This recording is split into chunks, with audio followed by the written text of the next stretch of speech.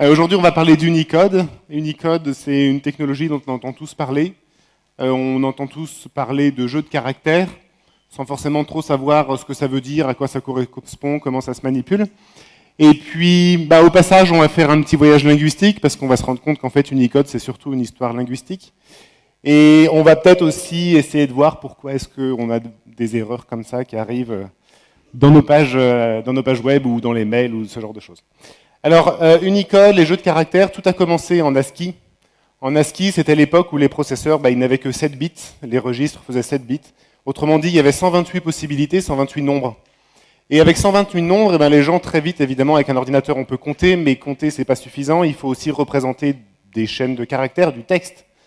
Et pour ça, c'est les Américains, évidemment, avec IBM, ce genre d'entreprises, qui ont occupé et donné une représentation symbolique sous forme de lettres et de caractères spéciaux à chacun des numéros entre 0 et 128. Donc là, la colonne, c'est le chiffre des dizaines et le chiffre des unités en ligne, donc en hexadécimal évidemment. Et puis à chacun des 128 codes, on va faire correspondre le A, le B, le A majuscule, le B minuscule, etc. On a des petits trucs rigolos dans les 32 premiers caractères. Alors le 32e, c'est l'espace, SP, 2 0. J'en prends un comme ça qui est sympathique. C'est EM. Alors qui sait ce que ça veut dire? Alors EM, c'est End of Media. Parce qu'à l'époque, on avait des bandes magnétiques. Et à un moment, c'était la fin de la bande magnétique. Donc là, il faut envoyer un caractère spécial sur le flux pour dire c'est la fin de la bande. On peut passer à la suivante. CR, LF. Vous les connaissez, ceux-là? Alors vous savez qu'en Unix, on n'utilise que LF pour faire un retour à la ligne. Et en Windows, c'est CR, LF. Là, c'est la machine à écrire. CR, c'est retour chariot début. LF, ligne suivante. Donc vous voyez, dans les 32 premiers caractères, il y en a qui sont des caractères de contrôle, en fait, qu'on n'utilise plus. Ils existent, ils sont là pour l'histoire. Et vous vous rendez compte aussi, évidemment, que dans le monde entier, sur la planète, ça ne suffit pas. C'est 64 caractères, 64 lettres, pas 50, soit 52 plus les nombres, etc. C'est largement insuffisant pour faire parler les cultures du monde. Donc, en 1972, il y a IBM qui a inventé les processeurs 8 bits. 8 bits, ça veut dire 256 caractères. Et là, c'était parti. C'est devenu un peu la foire ou le festival ou le zoo, si on peut dire. Ça veut dire que les 128 caractères suivants, chaque pays, a investi l'espace en affectant ses propres caractères. Donc là c'est la zone européenne occidentale. Donc en France, on utilise ce mapping-là entre les nombres entre 128 et 256, où on met le E accent en position E9, par exemple. Si vous regardez E9, boum, E accent. Évidemment, les Grecs, eux, ils ont donné d'autres symboles en face de chacune des positions, le alpha, le bêta, etc. Les Russes, ils ont mis du cyrillique en face. Ce qui fait que on a maintenant des codes qui s'appellent ISO 8859 1, 2, 3, 4, 5, 6, 7, 8, 9, 10, jusqu'à 15, voire plus. On a Microsoft qui a mis sa contribution aussi, donc il y a des Windows 12.51, Windows 12.52, enfin voilà. Et c'est ce qui fait que si vous choisissez la mauvaise table de mapping, derrière, vous allez obtenir des mails qui vont s'afficher bizarrement. Et c'est toujours valable avec Unicode, et c'est pour ça que quand vous utilisez une table comme celle-ci pour représenter un flux Unicode, vous allez avoir notre petit accent majuscule avec un tilde par-dessus, qui se trouve être le caractère, vous voyez, on est sur du C3.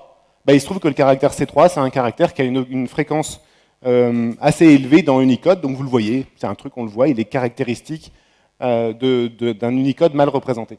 Alors, voilà, un petit exemplaire, et ça c'est un survey qui a été fait, vous voyez, en février 2017, des jeux de caractères utilisés sur le web. Autrement dit, on est en train de parler d'un truc qui est mort. Parce que là, on n'a même pas 10%, si, on a plus de 10%, on a 15%, parce qu'il y a une longue traîne encore, de jeux de caractères qui sont utilisés sur le web.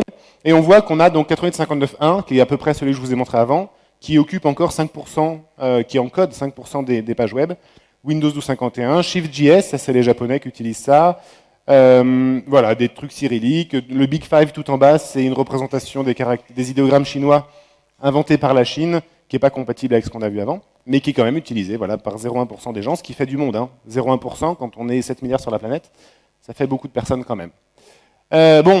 Aujourd'hui on va parler des 90% quasiment qui sont là-haut. Donc on va parler d'Unicode et aussi de sa représentation binaire la plus commune, celle qui marche sur le réseau, celle qui marche pour l'échange d'informations et de documents sur le web, sur les mails surtout, qui s'appelle UTF-8. Alors, Unicode. Donc, je vous disais, c'est un voyage linguistique. Unicode, c'est un consortium qui s'est créé dans les années 90 et qui, voilà, de linguistes, d'informaticiens qui sont mis ensemble autour de la table pour dire comment est-ce qu'on va représenter les langues du monde dans un seul système commun, parce que c'est quand même mieux si on veut se faire parler les langues entre elles, et les systèmes d'information. Donc voilà, par exemple, là on a le mot paix écrit en idéogramme, en caractère arabe, et puis aussi juste le symbole paix, puisqu'il y a un symbole. Donc là, c'est les représentations visuelles, vous voyez à l'écran, mais évidemment, en face, il va falloir mettre des concepts techniques. Donc, si je prends juste la première lettre de ce mot-là, eh ben, la première lettre, dans la base de données Unicode, puisque c'est une très longue base de données, finalement, Unicode, ou plusieurs très longues bases de données, eh ben, il y a un petit nom en face de chaque lettre. Donc le P, il a le numéro 50, 50 en hexa, je ne vais pas vous... Il y a le numéro 50 en hexa dans la table des numéros. Donc tous les caractères ont un numéro entre 0 et 1 200 000, 1 100 000 et quelques... Donc ça veut dire qu'Unicode code à une plage qui s'est réservée de 1 million et quelques caractères potentiels. Donc le P, il a la position 50. Le caractère CJK, Unified Ideogram 548C, il a le numéro 548C. Je ne pense pas qu'il a un petit nom à lui. La lettre arabe, on dit sin. Je ne parle pas forcément arabe, ni le lire, ni etc. Mais en tout cas, voilà, on a un nom sur cette lettre-là. Et puis le symbole paix, il a le nom symbole paix en anglais, peace symbol. Donc voilà, donc Unicode, fondamentalement, c'est 128 237 caractères qui ont un petit nom et un petit numéro, et du coup une représentation graphique qu'on puisse aussi l'afficher à l'écran. C'est 135 scripts, donc des scripts, c'est une langue en fait. C'est le grec, c'est un script, le cyrillique, c'est un autre script, le latin, c'est un autre script. Les hiéroglyphes, c'est un autre script, le klingon, c'est un autre script, les emojis, c'est encore un autre script, etc., etc. Vous voyez, donc on sort du domaine stricto sensus de la langue écrite, on part dans tous les systèmes écrits utilisés par les humains sur la planète. Alors, c'est vachement sympa, et nous, on a une responsabilité. Notre responsabilité, c'est d'en tenir compte. Souvent, on a tous un biais culturel, et en tant que techniciens qui manipulons des informations que nos utilisateurs nous soumettent, on a la responsabilité d'accueillir et d'être bienveillant envers la totalité de la planète. C'est la moindre des choses. Et donc là, par exemple, on est sur un formulaire de login ou d'inscription, et on voit qu'il y a un développeur qui a mal fait son boulot, et j'espère que c'est pas vous, et j'espère que ça sera pas vous après ce talk, parce qu'on a une responsabilité. Ce gars-là, Milorad, son nom de famille s'écrit C avec un accent dessus. Si vous avez un filtre qui dit que les lettres entre A et Z, parce que évidemment tout le monde a un nom de famille qui contient des lettres entre A et Z, évidemment c'est faux aussi.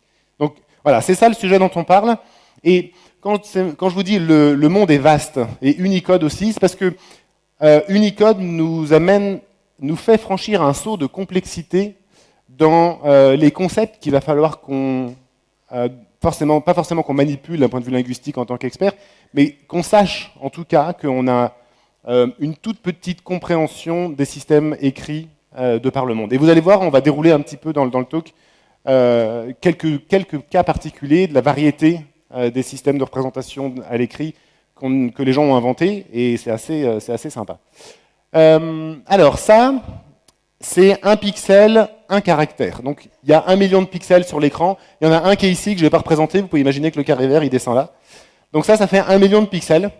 Donc chacun des gros carrés, c'est 65 536 pixels. Donc c'est ce qu'on appelle un plan, c'est le vocabulaire. Donc on a 17 plans, les 16 à l'écran plus le 17e qui est en bas. Et ça, c'est tout l'espace que Unicode va pouvoir utiliser à l'avenir. Aujourd'hui, on n'utilise que les plans en bleu, qui correspondent à des caractères et à des scripts.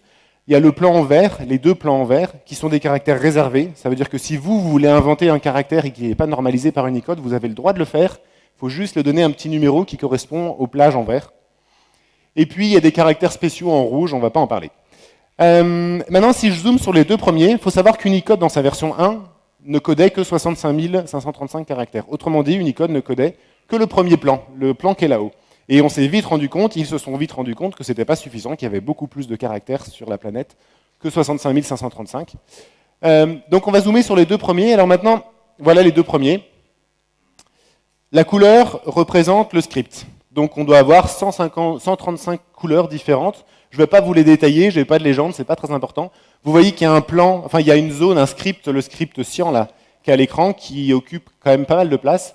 Celui-ci, ce sont tous les idéogrammes chinois. On a l'autre plan, le plan marron, ça c'est le plan des caractères coréens. Donc voilà, on a deux systèmes qui ont une variété incroyable de caractères. Je ne suis pas sûr qu'il y ait beaucoup de Chinois même qui manipulent la totalité des pixels qui sont là et qui sachent à quoi correspond, ou qui sachent même quand utiliser chacun des caractères. En tout cas, moi ça me fait peur, ça me donne pas envie d'apprendre le chinois. Sachant que nous on tient dans la petite case qui est là-haut. Hein. Alors, ça c'est la même cartographie, sauf que cette fois-ci la couleur représente la fréquence d'utilisation sur un corpus de texte Wikipédia, Twitter. Donc le rouge, alors le noir on l'utilise quasiment jamais. Le rouge, on commence à l'utiliser, c'est un peu comme du fer, vous savez, on le chauffe, et puis à un moment il est chauffé à blanc. Donc le blanc, c'est ASCII qui est tout là-haut. Là, l'ASCII, tout le monde utilise de l'ASCII, c'est extrêmement utilisé de par le monde, vous comprenez pourquoi. On retrouve les caractères chinois, donc là les caractères, les idéogrammes, vous voyez en fait toute cette zone au milieu, c'est pas du bruit, hein, c'est juste des gens qui utilisent ces caractères-là. Et puis on voit aussi les zones. Alors c'est rigolo, c'est un peu, il y a des zones, c'est comme si on prenait une photo d'une ville ou d'un pays en vue satellite. Là, il y a la zone des gens qui parlent l'emoji. Donc là, c'est les gens qui utilisent l'emoji. C'est pas mal utilisé quand même. Ok, on continue. Alors maintenant, revenons sur l'histoire de la technologie, donc des choses techniques, parce que nous, on parle d'ordinateurs, des CPU, et les processeurs, eux, ils ont besoin à un moment de représenter ces nombres, hein, pour l'instant, c'est juste des concepts mathématiques, sous forme binaire, donc des 0 et des 1. Alors pour ça, de façon simplifiée, on a trois représentations binaires, UTF-8, UTF-16, UTF-32. UTF-8, c'est un jeu de caractères qui est celui dont vous avez vu 90% des personnes sur la planète l'utilisent, qui a un nombre d'octets variable, entre 1 et 4 octets pour représenter un caractère, mais 1 ou 4 octets. Donc vous voyez par rapport à la fonction strlen qui travaille que à l'échelle de l'octet, on va revenir dessus tout à l'heure, il y a un petit souci. UTF-16, 2 ou 4, c'est variable aussi. UTF-32, c'est toujours 4 octets. Mais c'est dommage d'utiliser 4 octets pour présenter un A, parce qu'à la fin, ça fait que le texte il est 4 fois plus gros pour rien. Donc la représentation binaire de ce symbole-là, donc la lettre A avec un accent, en UTF-16, c'est 00E1, parce que c'est E1 le nom de ce truc-là. Et puis en UTF-8, c'est une version encodée, avec un petit jeu de bits, C3A1. Et puis maintenant, pour prendre quelque chose qui n'est pas dans nos alphabets à nous, le caractère hiragana, donc en japonais, lettre A. Voilà. Je continue, UTF-8, focus là-dessus. UTF-8, c'est un encodage qui est assez caractéristique. Il a une feature essentielle qui fait qu'il a gagné. Sa feature essentielle, c'est qu'il est compatible avec les 127 premiers caractères que les pionniers ont inventés avant qu'on soit né. Donc, les textes représentés en ASCII sont des textes UTF-8, ce qui est génial, ils avaient 30 ans d'avance, les mecs. Mais évidemment, les caractères suivants, il y a un petit jeu d'encodage, vous voyez les 1 et les 0. Alors si vous regardez un octet 1-1, c'est 1-1-0 plutôt, c'est un octet qui code sur 2 octets. Un octet 1-1-1-0, ça code sur 3 octets, 1-1-1-1-0 sur 4 octets, et puis ensuite le 1-0, ça veut juste dire qu'on est au milieu d'un caractère logique. On est au milieu d'une représentation.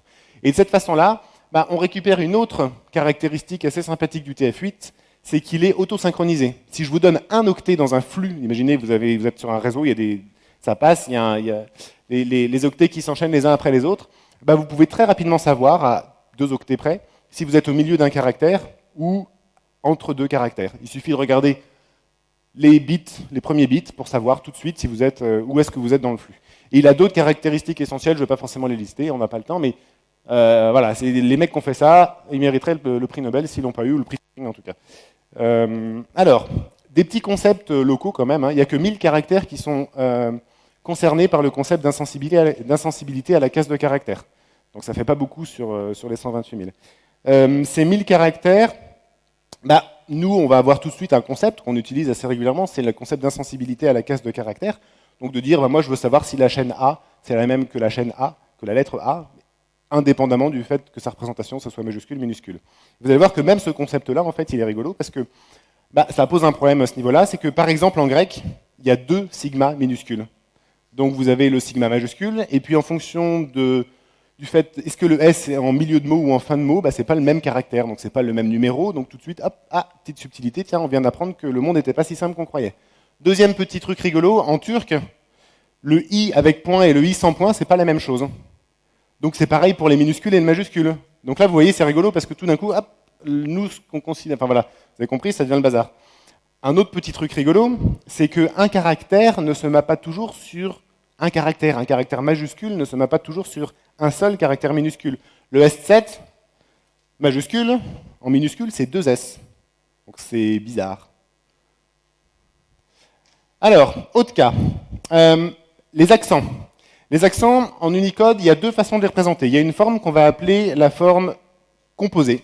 NFC, norme, c'est forme normée canonique. Donc ça veut dire qu'il y a un caractère, le caractère E9, qui représente le E avec un accent. Il se trouve qu'il y a un autre truc qui s'appelle les caractères combinants, et qu'en fait, on peut représenter ce même E accent sous la forme d'un E, le E de la table ASCII, puis d'un autre caractère, le caractère 301, qui est le caractère combinant. Sa sémantique à ce caractère, dans la définition de ce caractère, c'est dit il s'applique au caractère précédent. Il se met par-dessus lui. Donc on obtient un E avec un accent. Du coup, problème, comment on compare deux chaînes? Vous avez un formulaire, dans le formulaire vous recevez déjà, et puis vous recevez aussi déjà, mais le deuxième, est-ce que c'est le même? Est-ce que c'est la même? Qu'est-ce que vous voulez? C'est à vous de décider aussi, à un moment c'est le métier de décider si ça c'est la même chose que ça. L'humain, lui, il ne voit pas la différence. Donc du coup, la réponse, ça serait bien que ce soit oui, c'est la même chose. Comment on fait? Techniquement, pour l'instant, si on s'intéresse aux 0 et aux 1, il y a un moment, le E avec un accent d'en haut, il se représente sous la forme binaire qui est marquée juste sous la lettre, et puis le E et son combinant, il se représente sous une autre forme. Donc on est un peu embêté. Alors, l'égalité c'est bien, mais la comparaison, c'est quand même assez proche de l'égalité. Et la comparaison, c'est pareil. La comparaison, vous allez voir, j'ai un petit inventaire de petits cas rigolos. L'ordre alphabétique, vous prenez un bouquin, en France, voilà, on trie les lettres de A à Z. En lituanien, on met le Y entre le I et le K. En espagnol, CH, 2 lettres, C et H, et en fait, ça va être une lettre dans l'alphabet, dans les annuaires des PTT espagnols. Alors, à l'inverse, on peut avoir un caractère, le OE dans l'O, qui est un caractère Unicode, c'est une ligature. Lui, on va le mettre entre le OE et le OF. Donc, il ne suffit pas de regarder la première lettre pour trier ce truc-là. Alors, en danois, on a le A avec un rond au-dessus, qui se classe après le Z. En suédois, le V et le W, c'est la même lettre. Donc, en fait, ils ne font pas de différence, ça ne se trie pas particulièrement. En allemand, le A avec un tréma, avec un umlaut, du coup, c'est pas un tréma, en fait, il se classe comme un AE. En France, évidemment, nous, on va classer ça avec les A. Et puis, il y a quand même un petit truc, il fallait qu'on finisse sur un cocorico. En français, il y a un truc rigolo, c'est qu'on trie dans l'ordre alphabétique. Est-ce que vous êtes posé la question de savoir comment on triait les accents, les mots accentués? La réponse, c'est on regarde d'abord les derniers accents dans le mot, avant, et puis ensuite on remonte en ordre inverse. C'est particulier, mais c'est pour ça que côté, côte, ouais, c'est rigolo. Vous voyez qu'on a le O qui alterne entre la version accent, pas accent, accent, pas accent. Parce qu'on regarde d'abord le dernier accent. Voilà. Alors, deuxième problématique. Quel est le deuxième caractère de ce truc-là, de déjà? Ça dépend. Ça dépend de ce que vous considérez. Si vous considérez que vous travaillez sous forme de numéro Unicode, vous allez obtenir dans un premier cas le E avec un accent. Et le deuxième caractère sous forme de numéro Unicode, c'est le E tout seul. Parce que c'est un code point, c'est son E tout seul. Sauf que nous, d'un point de vue intellectuel, conceptuel, vous comprenez qu'on a envie qu'en fait, le E avec un accent, ce soit qu'un caractère. Donc, on donne un nom, Unicode donne un nom à ce concept-là, ça s'appelle le concept de graphème cluster, donc c'est des clusters de graphèmes, et qui sont des unités que d'un point de vue humain, on va considérer comme étant une seule chose, alors qu'en fait, d'un point de vue Unicode, ce sont deux numéros Unicode qui sont juxtaposés dans le flux de texte, et qui vont faire que là, maintenant, on va pouvoir mettre en place des algorithmes pour dire, voilà, ça, c'est la même chose, ça se manipule comme un seul bloc, et quand on fait un substring sur ce truc-là, il faut, évidemment, c'est pas le substr de PHP, parce que lui, il travaille au nez des octets, il va falloir avoir une logique particulière pour traiter ce truc-là. Alors, d'autres petites choses rigolotes dans Unicode, donc les emojis, alors tout ça, tout Unicode, c'est des URL comme ça, TR, c'est pour Technical Report 51. Alors, dans emoji, il y a un modificateur, je vous ai parlé du E avec un accent, mais il y a un modificateur qui a été inventé par ce monsieur-là, Fitzpatrick, qui est un modificateur de couleur. Donc ça met une couleur sur le caractère précédent. Et là, vous voyez en fait ce qui se passe, on est dans le domaine des emojis. On va s'en servir quand? Eh bien, on va s'en servir quand on va représenter la tête d'un bonhomme. On va mettre l'emoji bonhomme et l'emoji couleur. Ce qui fait qu'à la fin, on va obtenir des bonhommes avec une couleur de peau particulière, tout simplement. C'est fait comme ça, les emojis avec des couleurs. Autre petit truc rigolo, alors là, on sort du domaine des graphème clusters, mais on va agréger des glyphes. Les glyphes, c'est le dessin. Alors, l'exemple, c'est celui-ci. Vous pouvez, en Unicode, le Technical Report 51 dit le symbole femme, suivi d'un zero with joiner, suivi, par exemple, d'un petit cœur, puis d'un autre zero with joiner, puis d'un autre bonhomme. Ça se représente et c'est autorisé sous la forme d'un seul glyphe, celui d'en haut. Si vous avez un système qui, techniquement, n'est pas capable de représenter ça, bah, c'est pas grave, il va représenter de façon décombinée les choses, mais vous voyez, c'est comme ça que dans votre Android, vous voyez ce petit symbole-là, et que vous pouvez très facilement ensuite imaginer de combiner ça et de mettre deux hommes, de mettre un homme et une femme, comme vous voulez. Et puis des choses, j'imagine, pas. Ensuite, il y a un autre truc rigolo, c'est que dans Unicode, il y a un concept de confusable. Alors les confusables, vous le connaissez tous. L'exemple le plus basique, c'est le L minuscule, le I majuscule et le 1. Vous savez que ces trucs-là, les gens, ça peut servir à faire, là on a parlé tout à l'heure, ça peut servir à faire des attaques de sécurité. On parle de trucs très sérieux. Un PayPal, évidemment, avec un L qui a un I, bah, il y a des gens qui ont piqué de l'argent à d'autres grâce à ça. Alors dans Unicode, quand il y a 128 000 caractères, bah, il y en a qui se ressemblent. Et en voilà un petit échantillon. Donc vous imaginez bien que ça ouvre un vecteur d'attaque, par social engineering, ce genre de truc, assez vaste. Donc on a des moyens techniques, je ne vais pas en parler aujourd'hui, qui permettent de normaliser, d'un point de vue de la représentation visuelle, les caractères pour essayer d'éviter que deux personnes différentes s'inscrivent sur Twitter avec des pseudos qui sont les mêmes visuellement, mais pas les mêmes techniquement. Alors, ok. Donc on vient de voir les minuscules, les majuscules, le folding, c'est-à-dire la représentation insensible à la case de caractère, les compositions, les ligatures c'est le E dans l'eau, il y en a tout un paquet d'autres, la comparaison, les normalisations qui nous permettent de faire de la comparaison, les collations, c'est-à-dire l'ordre de l'annuaire, la segmentation, maintenant vous voyez qu'il y a un concept de segmentation par caractère, ce E avec un accent. Évidemment, il y a d'autres technical reports qui parlent d'une segmentation des mots, ce que c'est que le mot, c'est quelque chose de compliqué, de phrases même, de césure. Césure, c'est comment on coupe un mot à la fin d'une ligne pour mettre un petit tiret et continuer le mot à la fin de la ligne quand il est trop long. Ça, c'est aussi des choses qui dépendent de la langue. Il y a d'autres trucs, il y a la locale. Donc la locale, vous savez, parce que vous manipulez des nombres, des unités monétaires, donc ça ne représente pas la même chose. Les dates, les Américains, ils ne font pas pareil que le reste du monde. Les translittérations, comment on représente en utilisant que des lettres ASCII un texte en arabe. Donc pour ça, il y a des règles, ça s'appelle la translittération. De même, le grec en ASCII, typiquement, c'est un script pas ASCII vers l'ASCII, les translittérations. Il y en a d'autres. Les identifiants, donc vous voyez les confusables, c'est le mot sur l'histoire du slide précédent. Et puis il y a aussi un concept, enfin il y en a plein d'autres encore, mais il y a un concept de direction. Évidemment, vous savez que tous les scripts ne s'écrivent pas de gauche à droite, il y a des gens qui écrivent de droite à gauche. Voilà. Vous voyez, c'est un beau voyage. Et c'est pas fini, c'est que le début. Alors maintenant, on va revenir à des choses plus techniques, en pratique.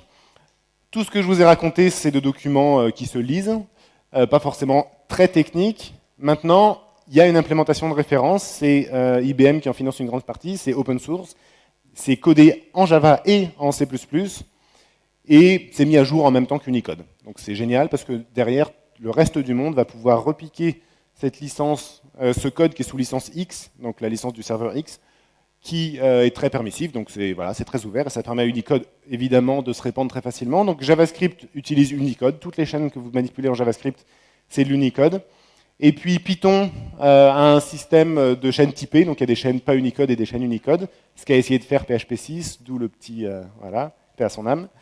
En PHP, c'est le zoo, alors vous allez voir. En PHP, on a iconv, qui est une librairie en fait bas niveau du système, qu'on réutilise et qui est linkée dans PHP. Donc on a iconv7 encoding, évidemment, il faut toujours se mettre en UTF-8, les autres, vous pouvez les oublier, sauf si vous manipulez des données obsolètes, on va dire.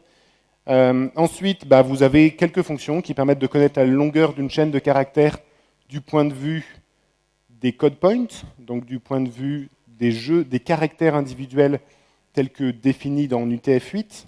Autrement dit, ça va compter 4 pour le déjà qui est là-haut et ça va compter 6 pour le déjà qui est en bas, dans le petit coin en haut là. Ça va compter 6 parce que le combinant compte pour 1 du point de vue d'iconv. Donc substring strpost, strrpost, pareil.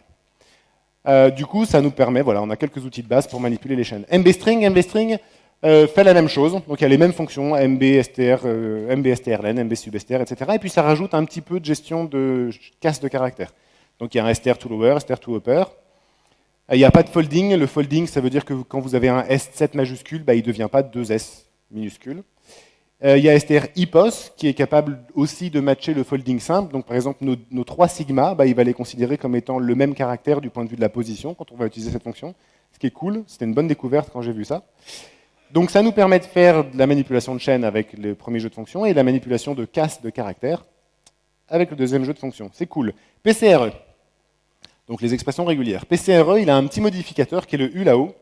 Et le U là-haut, ce qu'il permet de faire, c'est de dire un point. Ça ne matche plus un octet, ce qui est le comportement par défaut, mais un caractère UTF-8. Donc un caractère UTF-8, ça veut dire de nouveau, il y a 4 points dans la version en haut et il y a 6 points dans la version en bas. Si vous enlevez le U, dans la version d'en bas, on verra tout à l'heure, il y a 8 points. Parce que le D, c'est un ASCII, un octet. Le 2, c'est un ASCII aussi, un octet. Le combinant, c'est pas un ASCII. Donc lui, il se trouve qu'il se code sur 2 octets. Donc ça fait 4, plus J plus A, ça fait plus 2. Et le dernier, c'est 2 autres. Donc il y a 8 points sans le U et il y a 6 caractères avec le U. Alors, ça permet aussi d'accéder aux propriétés Unicode. Parce que dans Unicode, quand je vous dis qu'il y a 135 scripts, et ben en fait, chaque lettre a une petite association en disant ça, c'est une lettre grecque. Et donc du coup, on peut avoir l'ensemble des lettres grecques. Et puis il y a aussi l'ensemble des caractères combinants. Donc tous les accents et les versions qui combinent avec le truc précédent, c'est la classe des caractères combinants. Donc ça, c'est ce qu'on appelle les propriétés Unicode. Donc voilà quelques exemples. Donc si on veut le E avec un accent, on peut l'encoder sous sa forme hexadécimale. Le grec, si on veut matcher une lettre grecque, on fait /p entre accolades Greek. Si on veut une marking space, donc un espace, on fait mn. Et puis il y a un truc qui est chouette, c'est /x. /x, c'est un graphème cluster. Ça c'est cool. Un graphème cluster, ça nous veut dire que dans le caractère, dans la lettre, le mot déjà, ici, là, il y a 4 graphème clusters dans les 2 versions. Il y a 4 caractères logiques. Top! Voilà un truc qu'on va pouvoir réutiliser. Alors, une petite astuce, si vous voulez savoir si une chaîne est en UTF-8 ou pas, comme on a vu au début avec les 1 et les 0 sur ma petite matrice, UTF-8, une de ses caractéristiques, c'est qu'il est très facilement identifiable et on peut très facilement dire, avec une probabilité très élevée, si ce texte c'est l'UTF-8 ou pas. Et il se trouve que ce truc-là, donc on match une expression régulière vide, autrement dit on match n'importe quelle chaîne, sauf que le petit U va matcher que les chaînes qui sont vraiment valides d'un point de vue d'encoding, donc c'est cool. Ensuite, du coup, voilà, on a terminé, on a réglé une partie de notre problème. On a aussi des fonctions qui permettent de manipuler des graphème clusters, donc là on est directement sur la manipulation de nos unités logiques NFC, NFD qui sont là-haut. Donc voilà, ça nous permet de manipuler des graphème clusters. Avec PCRE, c'est le deuxième outil. Il faut savoir aussi qu'on a un normaliseur, donc ça avec une classe avec des méthodes statiques qui va nous proposer de passer automatiquement d'une représentation déjà toute combinée à une représentation décomposée. Donc ça c'est le normaliseur, NFC ça veut dire qu'on combine, donc on passe de la version en bas à la version en haut, et NFD ça veut dire qu'on décompose et on passe de déjà à déjà la deuxième version. Il y a les versions cassées, KD, on en parlera, d'ailleurs il y a cassé 2 fois, on en reparlera après si vous voulez, vous viendrez me voir. Donc ça nous permet de comparer les chaînes de caractères et de savoir si 2 chaînes de caractères sont équivalentes en se rendant indépendants de la représentation combinée ou décomposée. Alors, dans INTL, cette extension nous donne aussi accès à des fonctions pour utiliser le collator, le number formateur, la locale, les messages formateurs, etc., etc. Je continue, je crois que je suis un peu à la bourre. Un petit truc qu'on utilise aussi en PHP régulièrement et qui connaît les jeux de caractères, c'est pas le cas de Postgre, en tout cas dans Postgre c'est très light, donc je ne vais pas en parler. SQLite aussi. En MySQL, il y a une notion de collation. On en a parlé tout à l'heure. On verra après aussi à l'apéro. Le concept de collation, c'est un concept, vous dites à MySQL si, dans un champ, dans une colonne, il doit considérer égal, par exemple, le A majuscule et le A minuscule. Si vous choisissez collation UTF-8 binary, eh bien ces 2 caractères seront des caractères différents. Maintenant, si vous choisissez UTF-8 General CI, le A et le A majuscule minuscule seront le même caractère. Par contre, la ligature OE dans l'O ne sera pas considérée comme étant la même chose que le OE. Donc si vous avez un 9 dans votre base de données, eh bien, il pourrait y en avoir 2. Ce qui ne sera pas le cas si vous utilisez UTF-8 Unicode CI, qui lui va rajouter le concept de ligature dans MySQL. Alors évidemment, pourquoi choisir l'un, pourquoi choisir l'autre? Il faut savoir que le plus universel, c'est Unicode CI, mais il y a un petit impact de performance. Si vous ne voulez pas gérer ce cas-là, parce que vous dites, moi, j'en ai rien à faire, General CI, c'est bien dans pas mal de cas. Donc, voilà, c'est un compromis à avoir et c'est à vous de le faire et MySQL vous permet de le faire. Et puis, juste pour vous dire un petit truc rigolo, mais il y en a plein d'exemples comme ça. Si vous prenez UTF-8 Swedish CI, c'est bien parce que du coup, il va vous mettre le A avec un rond au-dessus, après le Z, ce qu'on a vu tout à l'heure, ce qui est correct en suédois. Et puis, il y a d'autres cas aussi. Et puis, voilà. Autre chose très importante en MySQL, quand vous faites set names UTF-8, je pense que vous le faites tous, j'espère que vous le faites tous, pour configurer la connexion et l'échange de données entre le client et le serveur en UTF-8, et aussi pour stocker en base de données, pour créer vos colonnes, pour les stocker en UTF-8, vos données, il faut savoir que le jeu de caractères UTF-8 dans MySQL, en fait, c'est 3 octets, et pas plus de 3 octets. Autrement dit, 65 535 caractères maximum. Autrement dit, il n'y a pas tous les caractères. Et si vous utilisez UTF-8 en MySQL, vous ne pourrez pas mettre des emojis dans les textes que vous allez gérer. C'est pire que ça, parce qu'il y a un autre truc par défaut dans MySQL, c'est qu'il ignore les warnings. Et il se trouve que si vous mettez un emoji dans une base en simple UTF-8, ce qui va se passer, c'est qu'il va tronquer ce truc-là, il va vous mettre les 3 premiers octets, et le 4e, il va vous mettre un warning, mais on vous l'avait dit de l'ignorer, ou plutôt c'est la configuration par défaut. Et donc vous avez un problème de sécurité, parce que les gens, ils sont malins. Ils vont savoir qu'en vous envoyant un emoji, vous, dans votre PHP, vous allez le traiter d'une façon particulière, ça va atterrir dans la base de données, ça sera autre chose, et à la lecture, va sortir un truc qui va générer une faille XSS. Génial. Voilà. Donc, pensez-y, UTF-8 MB4, c'est comme ça qu'on fait de l'UTF-8 en MySQL. Voilà. Alors, beaucoup de concepts. En PHP, c'est le zoo, c'est le bazar complet, parce que vous avez vu, il y a 4 API à composer, il faut savoir laquelle utiliser dans le bon cas.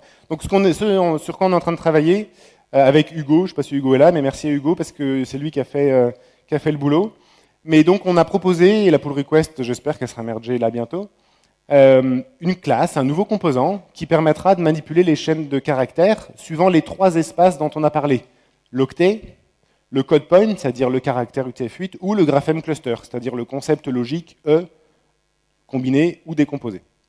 Un petit exemple, alors avant, donc, on a 3 classes, bytes, grapheme, code points. Ces 3 classes implémentent la Generic String Interface qui implémente cette API, donc c'est une API objet, qui permet un peu à la manière du JavaScript ou du Java aussi de faire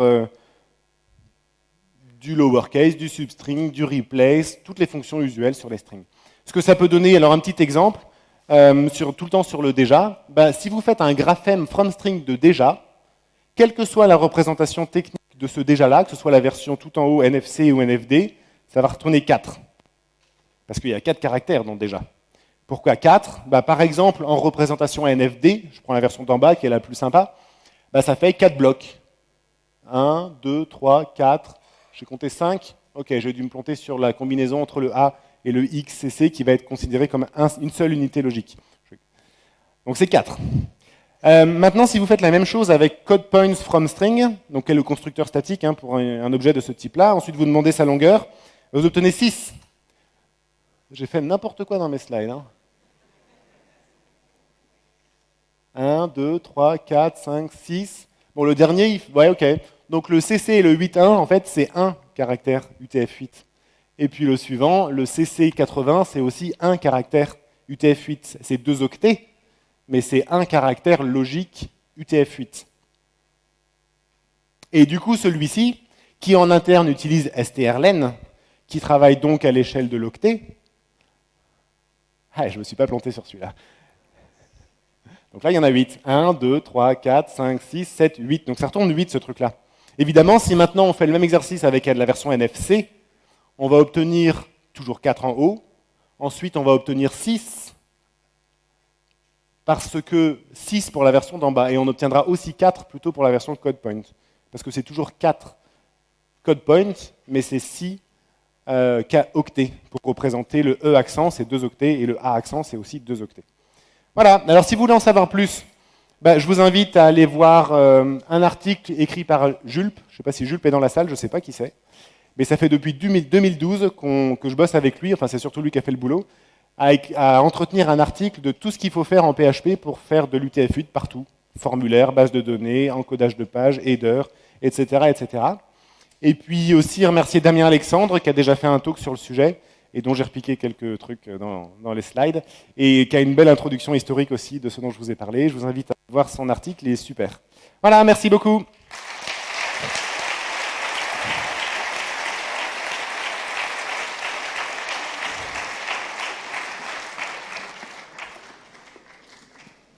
Si vous avez des questions.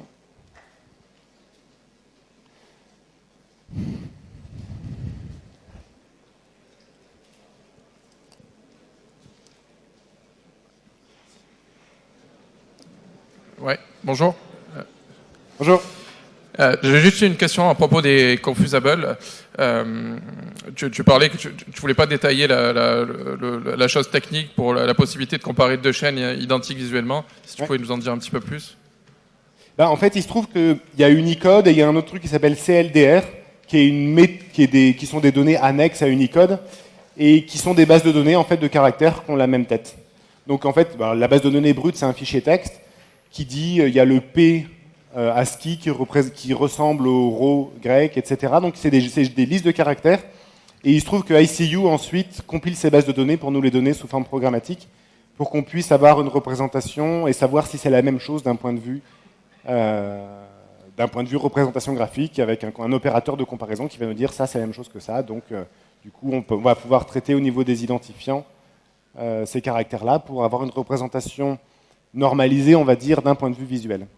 Voilà, donc ça, il y a des API dans SEO qui permettent de faire ça, donc dans INTL en PHP. Ok, merci.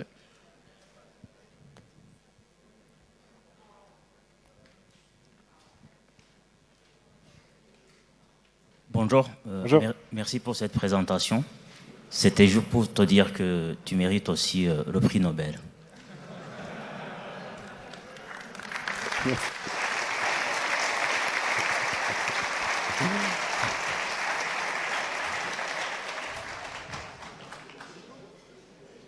Salut, tu as parlé des jeux de caractères qu'on pouvait créer soi-même. Est-ce que tu as essayé de créer ton propre jeu de caractères pour le fun? Non, j'ai pas essayé de faire ça, non. Il faudrait faire une police, parce que je pense qu'il suffit de faire une police de caractères.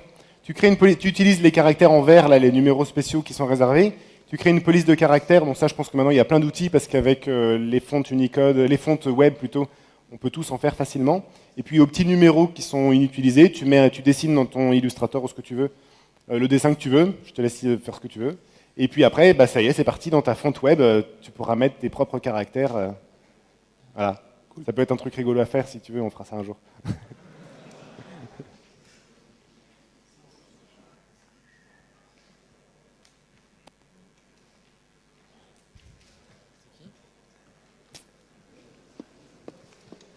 Oui, bonjour, merci pour la présentation. Je voulais juste savoir... Oui, là. Donc c'est très bien de pouvoir gérer l'intégralité de ces caractères.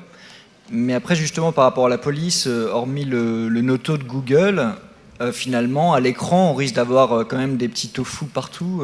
Voilà, non? Oui, mais ça s'est énormément amélioré ces dernières années. D'accord, donc il y a des polices préférables à d'autres qui vont gérer le... Les navigateurs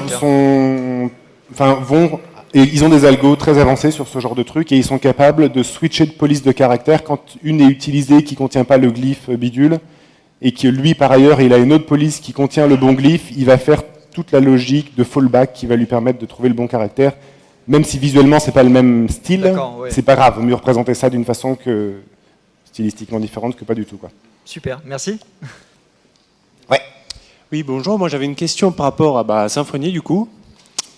Si j'ai une entité et que je mets une assertion pour dire, par exemple, mon username, il doit avoir une length inférieure à 12 caractères, ouais. Et que mon username, il est plein d'accents, ouais.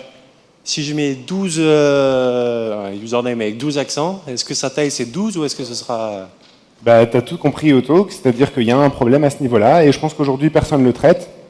Donc il y a une manière de partiellement s'abstraire du problème, c'est de tout normaliser en entrée. C'est-à-dire que tous les flux que tu reçois qui sont décomposés, tu les recomposes. Alors il faut savoir qu'on ne peut pas tout composer, c'est pas possible. Il y a des caractères que tu ne peux pas composer. Mais la majorité des caractères que tes clients, on va dire, vont traiter, à moins que tu travailles pour la Chine et ce genre de pays lointains, ça va généralement régler le problème. Et il y a un truc qui est chouette aussi, c'est que tous les navigateurs envoient les données sous forme précomposée. Donc en général, il n'y a pas de problème. Il faut savoir que si vous voulez essayer de hacker un système du point de vue de ces trucs-là, il y a peut-être des portes à aller chercher en leur envoyant des caractères décomposés, voir comment ça se passe. D'accord, merci. Il faut savoir qu'à une époque aussi, eh bien, Safari envoyait tout en décomposé, parce que je crois que Mac utilisait, ou utilise, je ne sais plus trop, mais que des systèmes décomposés en interne, et ça leakait sur le web. Voilà. Bonjour. Bonjour. Alors peut-être je m'avance un peu, mais les custom fonts, enfin les caractères custom, c'est ce qui est servi dans Fontosum et ce genre de choses. Ouais. D'accord, voilà. Merci.